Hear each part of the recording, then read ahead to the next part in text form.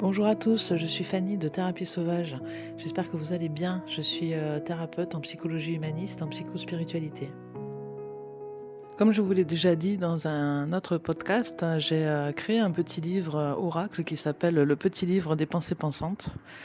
Et à l'intérieur, il y a plein de phrases clés, de phrases éclairantes, de pensées pensantes avec un A, c'est-à-dire qui pensent les blessures du cœur et de l'âme. Et donc j'ai décidé sur certains podcasts de faire un tirage de page et d'expliquer la phrase que j'ai tirée. Donc la phrase du jour que je viens de tirer est: la meilleure façon d'aider les malheureux est de ne pas en faire partie.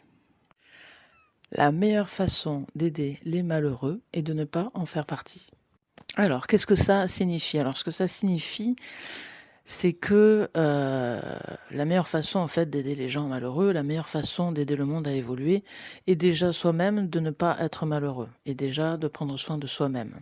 Ce que ça veut dire, c'est qu'il y a beaucoup de gens qui sont dans l'aide aux autres et qui s'oublient complètement dans cette aide-là et qui trouvent d'ailleurs un intérêt caché, dur à avouer, mais quand même un intérêt dans l'aide aux autres, c'est-à-dire qu'ils s'oublient eux-mêmes dans l'aide aux autres et se valorisent parce qu'ils sont aidants, parce qu'ils aident les autres, ils sont gentils, donc ils font partie du camp des gentils.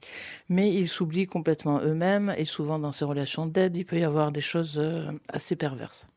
Pour être un bon aidant, et je sais de quoi je parle, je suis moi-même thérapeute, je fais partie des missionnés qui sont là pour aider les gens à évoluer. Il y a souvent, on a tendance à s'oublier soi-même et la clé justement pour être un bon aidant est de se faire passer en premier. Donc ça ne veut pas dire être égoïste, ça ne veut pas dire ne pas penser aux autres, ça veut dire comprendre en fait que la première personne, en fait la première chose sur laquelle on a du pouvoir, c'est nous et notre vie. Donc avant d'aider les autres, il faut s'aider soi-même. J'ai une autre façon de le dire avec une image plus parlante, c'est-à-dire que si on voit quelqu'un se noyer, avant de se jeter à l'eau pour le sauver, c'est mieux quand même d'apprendre à nager. Sinon, ça va faire 2 noyés et ça va pas faire avancer les choses. Donc avant de vous perdre à vouloir sauver le monde, sauver les gens, commencez déjà par vous sauver vous-même et par prendre soin de votre monde, de votre jardin intérieur.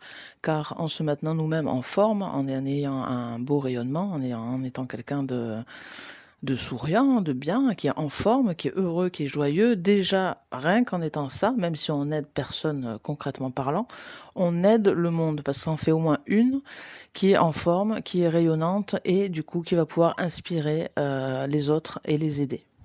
N'oublions pas que beaucoup de personnes apprennent par modélisation. Et qu'est-ce que la modélisation? C'est-à-dire qu'on apprend par des modèles. Donc la plupart des personnes apprennent mieux en s'inspirant de quelqu'un, en voyant quelqu'un qui est inspirant et en s'inspirant de cette personne, que en lisant des livres ou en apprenant des concepts.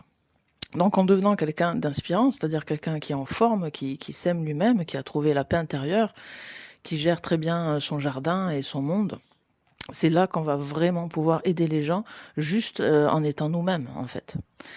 Et donc à partir de cet état-là, une fois qu'on s'occupe vraiment bien de nous et qu'on ne fait plus partie des malheureux, c'est là qu'on va pouvoir se pencher pour tendre la main aux malheureux et sans risquer nous-mêmes de plonger avec eux. Donc oui, je sais que ça peut paraître égoïste, mais en même temps, c'est quand même assez logique. Comme je vous l'ai dit, on ne peut pas sauver quelqu'un qui est en train de se noyer si on ne sait pas, si on ne sait pas nager soi-même. Donc voilà, ne nous perdons pas, on va vouloir sauver le monde et rappelons-nous que dans ce vœu pieux de sauver le monde et sauver les gens, il y a derrière quand même pas mal d'ego. Il y a euh, il y a souvent un personnage qui veut de sauveur, en fait, on met sa cape de sauveur, ce qui permet de nous oublier, d'oublier nos problématiques, d'oublier qu'on ne travaille pas trop sur nous et que nous-mêmes, on a pas mal de blessures qui sont non soignées. Donc je trouve que c'est plus une notion d'honnêteté, justement, vis-à-vis des personnes que l'on aide, de s'aider soi-même en premier. Voilà, comme, comme on le voit souvent dans les avions, quand les masques à oxygène sortent, la consigne pour les parents qui ont des enfants, c'est d'abord le parent met le masque à oxygène lui en premier et après à ses enfants. Donc ça paraît très égoïste aussi, parce qu'en principe, un parent doit se sacrifier pour ses enfants. Mais comment voulez-vous aider vos enfants si vous êtes vous-même en train d'étouffer? Comment voulez-vous aider les autres si vous êtes vous-même dans la tourmente, dans la souffrance et dans la confusion? Donc voilà, donc je vais m'arrêter là pour cette petite phrase de mon petit livre des pensées pensantes. Et donc je vous mettrai le lien en commentaire pour pouvoir le commander. Vous pouvez le commander via mon site ou via le lien direct. Et voilà. Je vous remercie pour votre écoute. Pensez à liker, à commenter pour aider cette chaîne à être mieux référencée et à aider le plus de personnes possible.